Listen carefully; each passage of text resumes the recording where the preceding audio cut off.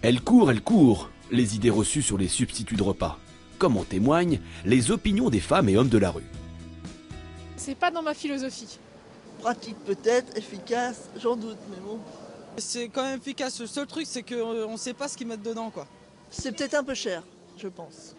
Non ça va, c'est abordable quoi. Psychologiquement, je pense que ça doit être difficile de manger que des substituts. Face à ces contre-vérités, le docteur Pascal Modaille met les points sur les i. Les substituts de repas ont toute leur place dans une démarche volontaire de perte de poids.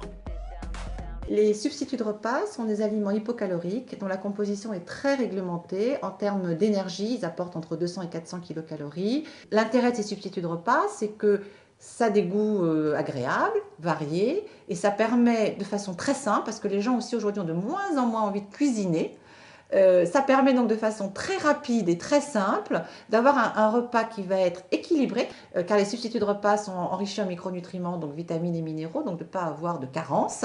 Et donc très facilement, vous pouvez avoir un repas hypocalorique, sans carence, qui va vous permettre de maigrir. Alors pourquoi les substituts de repas ont-ils fait l'objet de critiques ?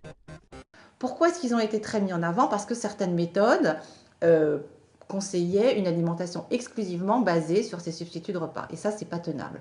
Des méthodes plus souples, où on remplace un des repas normaux par un substitut de repas, peuvent aider. D'ailleurs, l'EFSA, en 2010, a bien démontré et a publié un avis disant que ces substituts de repas étaient utiles dans la perte de poids et dans le maintien. L'EFSA, l'Autorité européenne de sécurité des aliments. Cette haute instance de santé reconnaît l'efficacité des substituts de repas comme aliments minceurs. Alexandre, 46 ans, ne dira pas le contraire. Pour rester en forme et avoir une vie saine, il n'hésite pas à compenser ses excès du week-end avec des substituts de repas. Je prends, à chaque fois que je fais donc de l'exercice physique, 2 à 3 fois par semaine, 2 barres Gerlinéa que j'associe avec 2 fruits. Ce qui me permet entre midi et 2, de faire par exemple une partie de tennis et donc d'éviter d'avoir à déjeuner. Je ne prenais pas de substitut de repas, mais c'est extrêmement pratique. Ce sont des habitudes qui se prennent très très facilement. Ça facilite au contraire la vie. En un an, Cécile a perdu du poids grâce à Gerlinéa. Aujourd'hui, elle veut maintenir sa silhouette. Avec les substituts, ce qu'elle recherche, c'est la simplicité lorsque le soir, elle rentre chez elle. Je prends ces substituts de repas pour faire attention à mon poids.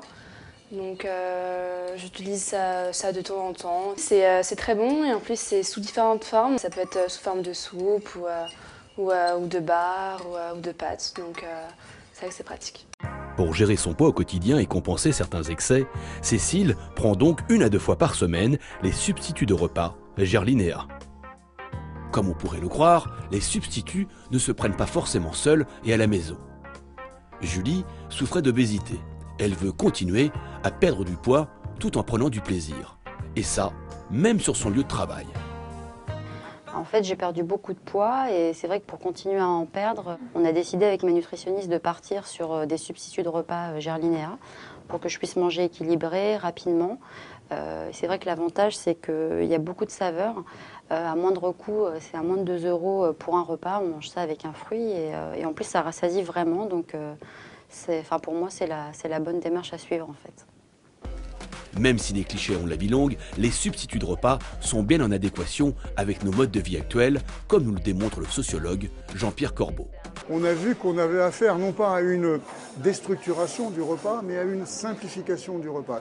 La tendance actuelle est à avoir une simplification qui se résume presque au plat. Et donc, dans cette logique-là, le substitut de repas devient finalement un repas équilibré, qui permet de gagner du temps et qui en même temps est toujours perçu comme un repas parce qu'il y a un rituel. Les substituts de repas ne sont plus vécus comme une contrainte, bien au contraire. Le substitut de repas ne se consomme pas forcément de façon solitaire, il peut se consommer à plusieurs, particulièrement chez les femmes, chez les hommes c'est très rare. Quelque part c'est jamais perçu comme un produit de grignotage, c'est vraiment l'équivalent d'un plat principal, c'est je dirais l'hyper-rationalisation du repas simplifié, mais en même temps goûteux et équilibré nutritionnellement parlant. Donc il a de plus en plus d'adeptes dans une alimentation plurielle.